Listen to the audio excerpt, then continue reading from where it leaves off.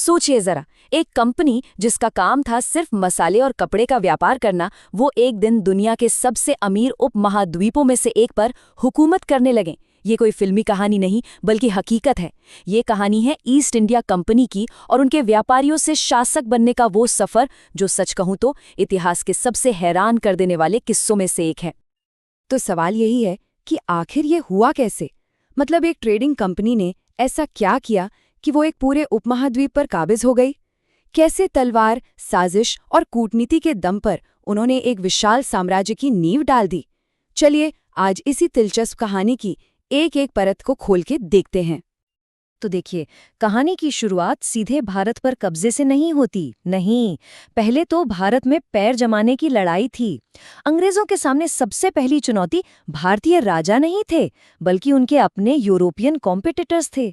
उन्हें सबसे पहले तो इनसे निपटना था और अपने ट्रेड के लिए महफूज ठिकाने बनाने थे। ये बात बहुत दिलचस्प है कि भारत पर कब्जे की इस रेस में ब्रिटिश अकेले नहीं थे। अरे, लाइन लगी हुई थी। उनका सबसे पहला और सबसे बड़ा मुकाबला तो अपने ही यूरोपियन कॉम्पिटिटर्स से था। डच, पुर्तगाली और इन सब में सबसे तगड़े फ्रांसीसी। चिंसुरा और स्वाली जैसी लड़ाइयों में उन्होंने बाकियों को तो साइडलाइन कर दिया, लेकिन असली शय और मात का खेल तो फ्रांसीसियों के साथ ही शुरू हुआ था। और इसी मुकाबले का नतीजा थे ये 3 कर्नाटिक वॉर्स। ये बहुत निर्णायक साबित हुए। देखिए, पहले 2 युद्धों में तो मामला ऊपर नीचे होता रहा, कभी ये भारी कभी वो। लेकिन 1760 में हुई वांडी वॉश की लड़ाई, ये एक तरह का नॉकआउट पंच था। इस एक लड़ाई ने फ्रांसीसियों के भारत में बड़े सपनों को ऐसा चकनाचूर किया कि वो फिर कभी अंग्रेजों के लिए कोई सीरियस खतरा बन ही नहीं पाए। तो एक तरफ तो वो अपने कॉम्पिटिटर्स को रास्ते से हटा रहे थे और दूसरी तरफ बहुत धीरे धीरे लेकिन मजबूती से अपनी जड़ें जमा रहे थे। उन्होंने मद्रास, बॉम्बे और कलकत्ता में अपने किलेबंद बस्तियां बनाई। और ये सिर्फ ट्रेड सेंटर्स नहीं थे, बिल्कुल नहीं। ये असल में भविष्य में पूरे भारत पर कब्जा करने के लिए लॉन्च पैड तैयार हो रहे थे। और फिर कहानी में आता है सबसे बड़ा, सबसे अहम मोड़, बंगाल पर कब्जा। बंगाल उस समय भारत का सबसे अमीर, सबसे मालामाल सूबा था। समझ लीजिए कि बंगाल को जीतना उस मास्टर की को हासिल करने जैसा था, जिससे पूरे भारत का ताला खोला जा सकता था। इस पूरी बाजी के सेंटर में 2 लोग थे।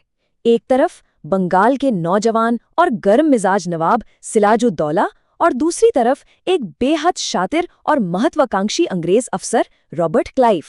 अब हुआ ये कि सिराज को अंग्रेजों की बढ़ती ताकत से अपना तख्त खतरे में नजर आने लगा और क्लाइव ने नवाब के ही दरबार में चल रही अंदरूनी साजिशों में अपना सुनहरा मौका देख लिया। और यही कहानी का सबसे बड़ा ट्विस्ट आता है। प्लासी की मशहूर लड़ाई वो असल में तोपों या तलवारों से नहीं, बल्कि धोखे से जीती गई थी।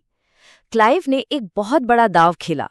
उसने नवाब के ही सेनापति मीर जाफर को नवाब बनाने का लालच दे दिया और नतीजा, जंग के मैदान में मीर जाफर अपनी पूरी सेना के साथ बस तमाशा देखता रहा और सिराजुद्दौला की किस्मत का फैसला वहीं हो गया।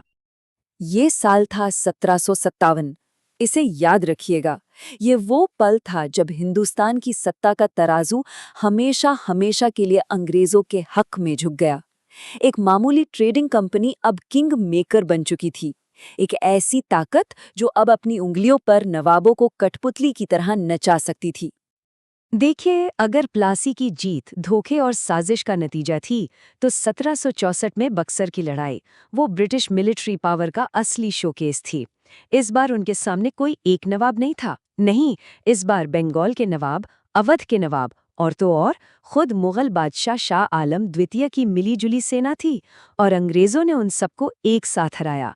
ये एक साफ साफ मैसेज था पूरे हिंदुस्तान को कि अब अंग्रेजों से टकराना बच्चों का खेल नहीं है। बक्सर की जीत के बाद हुई इलाहाबाद की संधि, और ये एक पॉलिटिकल मास्टर स्ट्रोक था। अंग्रेजों ने बड़ी चालाकी से दीवानी का अधिकार ले लिया, मतलब बंगाल, बिहार, उड़ीसा से टैक्स वसूलने का हक, और निजामत यानी एडमिनिस्ट्रेशन और कानून व्यवस्था की जिम्मेदारी वो नवाब के ऊपर ही छोड़ दी। मतलब सोचिए क्या सिस्टम बनाया, पैसा और पावर अंग्रेजों के पास और सारी सिरदर्दी और जिम्मेदारियां नवाब के पास। तो अब बंगाल की अकूत दौलत कंपनी की तिजोरियों में आ रही थी। इस पैसे ने उन्हें और ताकत दी और अब उन्होंने अपना रुख किया दक्षिण भारत की तरफ। यहाँ उनका इंतजार कर रहा था उनका सबसे मजबूत, सबसे ताकतवर हिंदुस्तानी दुश्मन, मैसूर का सल्तनत। हैदर अली और उसके बाद उनके बेटे टीपू सुल्तान, इन दोनों ने मैसूर को एक ऐसा ताकतवर राज्य बना दिया था जो किसी से नहीं दबता था। खास तौर पर टीपू सुल्तान, जिन्हें दुनिया टाइगर ऑफ मैसूर या शेरे मैसूर के नाम से जानती थी, वो अंग्रेजों के रास्ते का सबसे बड़ा, सबसे मुश्किल कांटा थे। और टीपू कोई आम राजा नहीं थे, वो अपनी सोच में बहुत आगे थे। वो फ्रेंच रेवोल्यूशन के आइडियाज से बहुत प्रभावित थे। उन्होंने अपनी राजधानी में ट्री ऑफ लिबर्टी लगाया। वो फ्रांस के जैकोबिन क्लब के मेंबर बने, और जब अंग्रेजों ने उन्हें सब्सिडियरी अलायंस यानी सहायक संधि का ऑफर दिया तो उन्होंने साफ मना कर दिया। वो अच्छी तरह जानते थे कि ये दोस्ती का मुखौटा पहने गुलामी की जंजीर है। यही वजह थी कि अंग्रेजों और मैसूर के बीच एक दो नहीं बल्कि 4 जबरदस्त और खूनी जंगें हुईं, और आखिरकार 1799 में अपनी राजधानी श्रीरंगपट्टनम के किले की हिफाजत करते हुए मैसूर का शेर शहीद हो गया। और इसके साथ ही दक्षिण भारत में ब्रिटिश हुकूमत के रास्ते का सबसे बड़ा रोड़ा हट चुका था। तो अब दक्षिण भी कंट्रोल में था, बंगाल भी। अब पूरे हिंदुस्तान पर कब्जे के रास्ते में सिर्फ एक आखिरी बड़ी ताकत बची थी, उत्तर पश्चिम में महाराजा रणजीत सिंह का शक्तिशाली सिख साम्राज्य। महाराजा रणजीत सिंह, जिन्हें शेर पंजाब भी कहा जाता था, वो वाकई एक कमाल के लीडर थे, बहुत दूर की सोचते थे। उन्होंने यूरोपियन स्टाइल में एक बहुत ही ताकतवर और मॉडर्न आर्मी तैयार की थी, खालसा आर्मी। और सच तो ये है कि जब तक वो जिंदा रहे, उनकी ताकत और उनकी कूटनीति का ऐसा खौफ था कि अंग्रेजों की हिम्मत नहीं हुई कि वो सतलज नदी के इस पार नजर उठाकर भी देखें। लेकिन 1839 में महाराजा रणजीत सिंह की मौत हो गई, और उनके जाते ही सिख साम्राज्य में अंदरूनी लड़ाइयां और साजिशें शुरू हो गईं। और अंग्रेज, अरे वो तो बस इसी मौके का इंतजार कर रहे थे।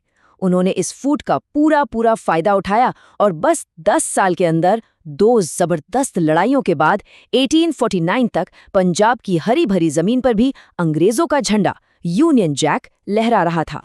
तो ये तो हुई लड़ाइयों की बात, लेकिन कहानी सिर्फ जंग के मैदान में नहीं जीती गई। अंग्रेजों ने अपनी हुकूमत को मजबूत करने के लिए लड़ाइयों के साथ साथ कुछ बहुत ही शातिर पॉलिटिकल दांव पेंच भी इस्तेमाल किए। और इन दाव पेंच में सबसे खतरनाक हथियार था सब्सिडियरी अलायंस या सहायक संधि। अब ये क्या थी? सीधे शब्दों में कहूं तो ये एक तरह का प्रोटेक्शन रैकेट था। अंग्रेज भारतीय राजाओं से कहते थे, हम आपको सुरक्षा देंगे, हमारी आर्मी आपकी हिफाजत करेगी, बस आपको उस आर्मी का खर्चा उठाना होगा। और बदले में राजा अपनी आज़ादी खो बैठते थे। वो किसी दूसरे राज्य से बात नहीं कर सकते, कोई संधि नहीं कर सकते, सब कुछ अंग्रेजों से पूछकर करना पड़ता था। जरा इन नामों पर गौर कीजिए। हैदराबाद, मैसूर, अवध, पेशवा, एक के बाद एक हिंदुस्तान के बड़े बड़े और ताकतवर राज्य इस जाल में फंसते चले गए। ये बिना एक भी गोली चलाए, बिना कोई जंग लड़े, पूरे हिंदुस्तान पर अपना कंट्रोल जमाने का एक जबरदस्त तरीका था। तो आखिर में सवाल फिर वहीं आकर खड़ा हो जाता है, क्या भारत पर अंग्रेजों का कब्जा एक सोचा समझा, पहले से तैयार किया गया कोई मास्टर प्लान था, या फिर ये बस सही वक्त पर सही मौके का फायदा उठाने वाले कुछ लोगों की कहानी थी? देखिए, इस पर इतिहासकार आज भी बहस करते हैं, लेकिन एक बात तो बिल्कुल साफ है, ये कूटनीति, धोखा और अपनी बेहतर मिलिट्री टेक्नोलॉजी का एक ऐसा जहरीला कॉकटेल था जिसने एक मामूली सी ट्रेडिंग कंपनी को दुनिया की सबसे बड़ी ताकतों में से एक बना दिया।